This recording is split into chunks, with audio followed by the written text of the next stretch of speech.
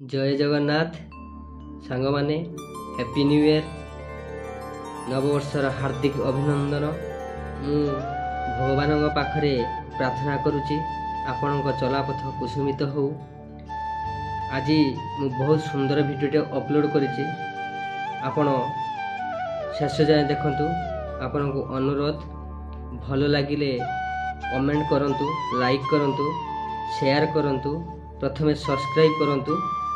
ଚାଲନ୍ତୁ ଭିଡ଼ିଓଟି ଦେଖିବା। ଏ ଦୁନିଆରେ ପାପୀ ଅଧର୍ମୀମାନଙ୍କ ପାଖରେ ଖୁସି ବେଶୀ ଅଛି, ଆମେ ସମସ୍ତେ ଜାଣିଛେ। ଆଉ ଧର୍ମ ପୁରୁଷମାନଙ୍କ ପାଖରେ ଦୁଃଖ ବହୁତ ଅଛି, ଆମେ ସମସ୍ତେ ଜାଣିଛେ ଆଉ ଦେଖିଛେ। ନଚେତ୍ ଧର୍ମ ଗାଦିରେ ଅଧର୍ମ କାହିଁକି ବସିଛି? ଆମେ ସମସ୍ତେ ଅଧର୍ମକୁ ଆଗକୁ ନେଉଛେ, କିନ୍ତୁ ଧର୍ମ ପୁରୁଷମାନଙ୍କ ଗୋଡ଼ ଭିଡ଼ୁଛେ ଆଉ ସେମାନଙ୍କୁ ବଦନାମ ଉପରେ ବଦନାମ କରୁଛେ। କାହିଁକି ଭାଇ? ଏ କଳି ଯୁଗରେ କିଛି ଧର୍ମ କରନ୍ତୁ, ମୋକ୍ଷ ଗତି ପାଇଯିବେ। ଏ କଳି ଯୁଗରେ ଅଧର୍ମୀମାନେ ତପସ୍ୟା ବଳରେ ଭଗବାନଙ୍କୁ କିଛି ମାଗିବେ ବୋଲି ଜଗା ହାତ ଗୋଡ଼ ନଥାଇ ପୁରୀରେ ବସିଛି। ପ୍ରତ୍ୟେକ ଯୁଗରେ ଭଗବାନଙ୍କର ଭକ୍ତ ହିଁ ପାଖକୁ ସଂହାର କରିଛି।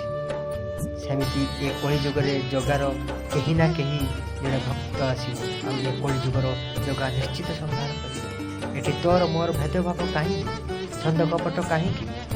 ସମସ୍ତେ ଆସିଛେ, ସମସ୍ତେ ଗଲାବେଳେ ସେଇ ମଶାଣିକୁ ଯିବା। ଗୋଟିଏ ରାସ୍ତା ଆମର ମଶାଣି, ଆଜି ତୁ ଗଲେ କାଲି ମୁଁ ଯିବି।